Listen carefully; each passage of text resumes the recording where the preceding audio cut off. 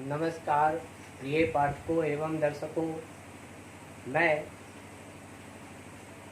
आपको आचार्य crash course YouTube channel पर स्वागत करता हूँ।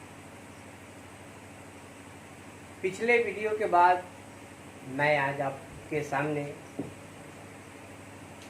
स्वर संधि लेकर के आया हूँ। स्वर संधि क्या है, इसका ट्रिक क्या है और किस प्रकार से संधि विच्छेद या संधि की है। तो देखिए, बिना विलंब किए बोर्ड पर देखिए, स्वर संधि एवं ट्रिक। सर्वप्रथम स्वर संधि होता क्या है? तो स्वर वर्णों के साथ स्वर वर्णों के मेल से जो विकार उत्पन्न होता है उसे ही स्वर संधि कहा जाता है। तो फिर प्रश्न होता है कि स्वर वर्ण कौन कौन से हैं? तो स्वर वर्ण हिंदी में 11 है और संस्कृत में 13 होते हैं।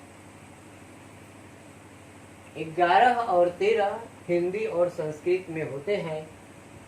वे अ, आ, हर्षी, दीर्घी, हर्षु, दीर्घकु, हर्षरी, दीर्घरी, लृ, ए, ऐ, ओ, औ है। अब कहिएगा कि इसमें से हिंदी में कौन आता है और संस्कृत में कौन आता है? तो मात्र 2 वर्ण दीर्घ री और लृ को हटा दीजिए तो बचा हिंदी में हुआ, और 2 बढ़ जाने के बाद यहाँ जो है संस्कृत हो जाता है। हम दोनों संधि को साथ साथ लेकर के चलेंगे। देखते हैं कि हिंदी और संस्कृत के इन्हीं 13 वर्णों के साथ आपस में एक दूसरे से मिलना व्यंजन संधि, स्वर संधि कहलाता है। जैसे अ है तो अ से मिले, अ है तो ई से मिले, ई है तो अ से मिले, उ है तो उ से मिले, ए से मिले। इस प्रकार स्वर के साथ स्वर के मेल को ही स्वर संधि कहा जाता है। अब जो है स्वर संधि के 5 भेद होते हैं। व्यंजन की तरह नहीं है कि उसके अलग अलग नियम है, इसके अलग अलग भेद है। पहला है दीर्घ स्वर संधि, दूसरा है गुण स्वर संधि, तीसरा है दीर्घी स्वर संधि, चौथा है यण स्वर संधि और 5वां है अयादी स्वर संधि। अब हमें सर्वप्रथम इन 5 संधि के लिए मात्रा को देखना पड़ेगा। तो यहाँ मात्रा है आकार, दीर्घ इकार, दीर्घ उकार, दीर्घ रेकार, एकार, ओकार, रेफ जो उड़ंत र कहा जाता है, आधा र कहा जाता है, आयकार, औकार, य, र, ल, व। फिर आगे आए, औ, आओ। इतने ही मात्रा यदि किसी शब्द में या ये सब वर्ण दिखाई दे तो समझना चाहिए कि यहाँ स्वर संधि है। अब किसमें कौन सा संधि है, बस इस मात्रा को पहचान लेने से हो जाता है। यदि हमें कहीं आकार दिखता है तो हम उसी जगह संधि विच्छेद करेंगे। दीर्घिकार दिखता है उसी जगह संधि विच्छेद करेंगे। दीर्घ उकार दिखता है, उसी जगह संधि विच्छेद करेंगे। दीर्घ रीकार दिखता है, उसी जगह संधि विच्छेद करेंगे और वह कहलाएगा दीर्घ स्वर संधि। अगर हमें एकार, ओकार और ऊपर रेफ आधार दिखता है तो उसी जगह संधि करेंगे, विच्छेद करेंगे और वह हो जाएगा गुण स्वर संधि। आगे है ऐकार और औकार। इसको संधि करेंगे, विच्छेद करेंगे तो यह दीर्घी स्वर संधि कहलाएगा। आगे है य, र, ल, व। अगर ऐसा दिखता है किसी शब्द में तो वहां यन स्वर संधि कहलाएगा।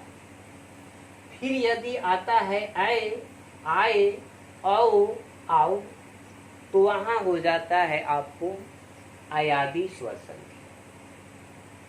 इसके बाद आगे जो है उसे हम देखते हैं। आपका दूसरा नियम जो है यहाँ संधि विच्छेद पर आश्रित है। देखिए, दीर्घ स्वर संधि में 4 बड़ी मात्राएं आकार, दीर्घ ईकार, दीर्घ ऊकार और दीर्घ रीकार।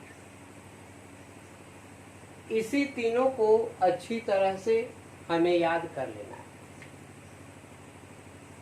इसमें आकार, दीर्घिकार और दीर्घ ऊकार हिंदी में आता है। तीसरा जो है दीर्घ रीकार, यह केवल संस्कृत में आता है। हम बता दिए हैं पहले ही कि मैं हिंदी और संस्कृत को साथ लेकर के चलूंगा। थोड़ा सा बढ़ जाने के बाद वह संस्कृत है और हिंदी में उसी का कुछ भाग कम होता है। तो हम आते हैं पहले आकार से। किसी भी शब्द के बीच में जहां आकार हो, तोड़ने के बाद लगता है कि यही आकार के जगह से यह अलग अलग होगा। हमें ठीक उसी जगह चोट करना चाहिए और उसे हमें दीर्घ स्वर संधि समझना चाहिए। अब आते हैं, देखते हैं उदाहरण से कि यह आकार आखिर इसका मतलब क्या होता है। तो आ, यह दीर्घ स्वर का है आ, और आ जब भी टूटेगा तो ओ, आ, ओ इतना ही में टूटेगा। यदि आप इसे दूसरे वर्ण में तोड़ देते हैं तो आपका संधि गलत हो जाता है। जैसे देखिए, यहाँ है देवालय। देवालय में एक शब्द लगता है कि देव है और दूसरा जो है आकार है। तो यही आकार अ में टूटेगा या आ में टूटेगा।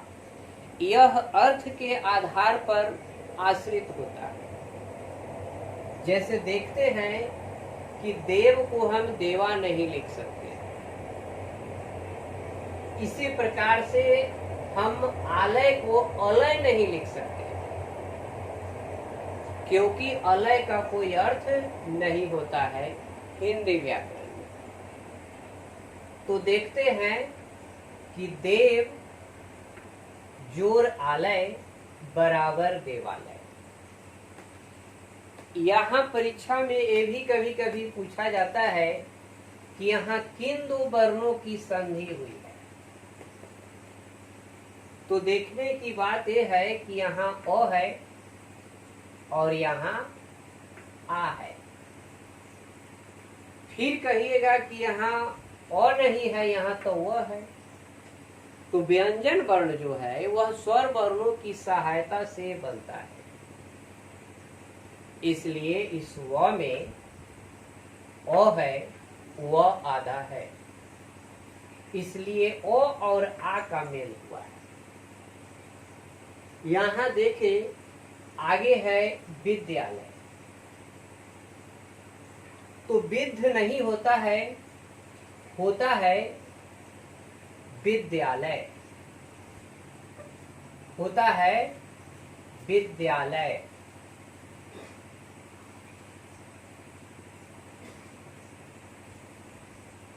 तो विद्यालय को यदि तोड़ना है तो वही हम करेंगे विद्या जोड़ आलय।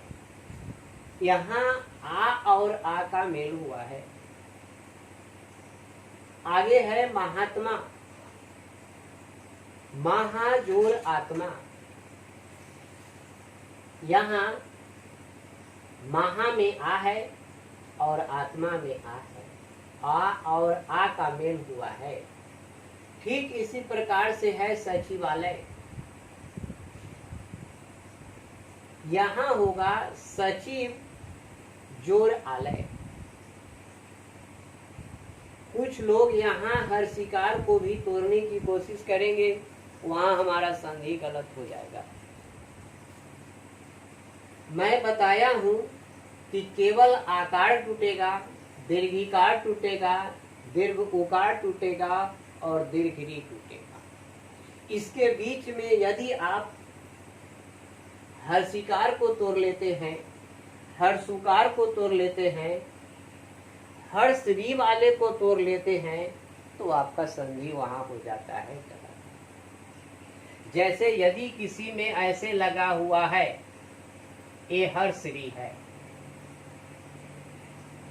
तो यहाँ इसको तोड़ने पर वहां संधि आपका गलत होगा। इसलिए इन्हीं चीजों को याद रखिए और इसी को तोड़िए, और ये सारा है दीर्घ स्वर संधि। सचिव जोड़ आलय।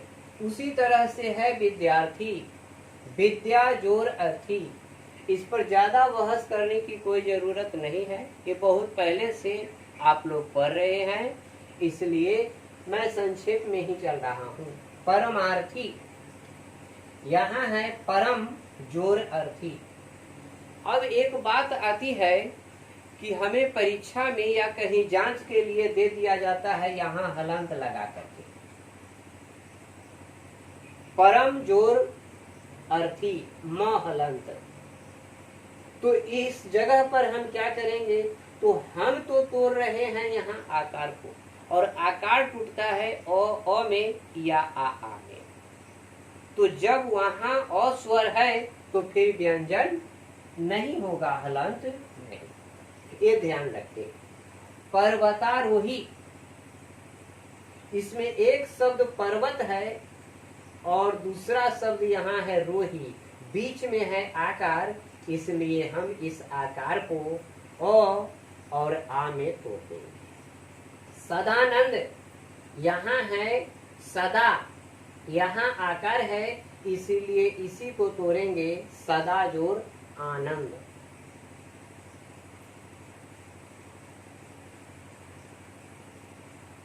आगे है रामायण। यहाँ रामायण है, इसलिए यहाँ का आकार जो है वही अ और अ में या अ और आ में टूटेगा। तो रामा नहीं होता है, राम होता है और अयन होता है। यहाँ एक प्रश्न आप लोग उठा सकते हैं कि इसमें तो ट वर्गी न है और यहाँ तो वर्गी न कैसे हो गया। ध्यान दीजिए, इस न और इस न का झंझट यही है कि यदि पीछे में र रहे तो वहां होगा टवर्गी न, यदि इसके पीछे र नहीं रहे तो वहां हो जाएगा तवर्गी न। तो जुटने पर ए हो गया है और टूटने पर ए अलग हो गया है, इसलिए यहाँ होगा तवर्गी न। आगे देखते हैं दीर्घ ई को। ए दीर्घ स्वर संधि का ही एक रूप है। तो दीर्घ ई का वर्ण होता है दीर्घ ई, दीर्घिकार का वर्ण होता है दीर्घ ई, और ए टूटेगा हर्ष ई दीर्घ ई, जोर हर्ष ई दीर्घ ई। तो यहां जो है दिया हुआ है रविंद्र। रविंद्र, इसी दीर्घ ई को हमें तोड़ना है। तो रवि होता है हर्षिकार से और इंद्र होता है हर्ष ई से। तो यहाँ जो दो वर्णों का मेल हुआ, हर्ष ई जोर हर्ष। फिर कहिएगा कि हर्ष ई क्यों होता है और दीर्घ ई क्यों होता है। तो कहा गया है कि जो शब्द में ईकार की मात्रा एक झटके से बोला जाए, जल्दी से बोला जाए, वहां हर्ष ई होता है। और जहां श्वासाघात हो, श्वास रुके, देर तक उच्चारण हो, वहां होता है दीर्घ। इसीलिए यहाँ रवि, इंद्र दोनों कम मात्रा वाला है, इसलिए हर्ष ई और हर्ष ई हुआ है। इसी प्रकार है महेंद्र। यहाँ मही, मही ई कहने पर जोर पड़ता है, इसलिए दीर्घ ई हुआ है। और इंद्र, इंद्र कहने में झटके से बोला जाता है, तो यहाँ मेल हुआ दीर्घ ई जोर हर्ष ई। आगे है नदीस। यहाँ नदी दीर्घ ई से और ईस भी दीर्घ ई से। कपीस, कपी झटके में बुला गया, ईस जोर से उच्चारण हुआ, इसलिए दीर्घ। कविंद्र, कवि जोर इंद्र।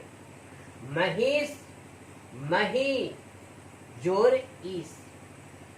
इस प्रकार से हम उच्चारण के आधार पर हर्ष ई और दीर्घ ई में तोड़ते जाएंगे, लेकिन जहां भी दीर्घिकार टूटेगा वह ई और ई में ही टूटेगा। आगे देखते हैं दीर्घ ऊ है। ए दीर्घ ऊ जो है, ऊ हर्षु दुर्भु, जोर दुर्भु हर्षु, इतना ही में टूटेगा। जैसे कि देखिए भानुदय, यहाँ हो गया है भानु, हर्ष उ से, आगे है उदय। लघुर्मी, लघु जोर उर्मी। बधुर्मी, बधु जोर उर्मी। यहाँ भी वही है, कम मात्रा से बोला जाए, उच्चारण हो जाए, वह ह्रस्व में जाएगा, और ज्यादा मात्रा से जो उच्चारण हो वह दीर्घ में जाएगा। ये तीनों जो है मात्रा, आकार, दीर्घ इकार, दीर्घ उकार केवल आता है हिंदी में। ये आगे केवल संस्कृत के लिए है। हिंदी में इसका प्रयोग न हो करके हिंदी में केवल इसका ही प्रयोग होता है, आधारी का।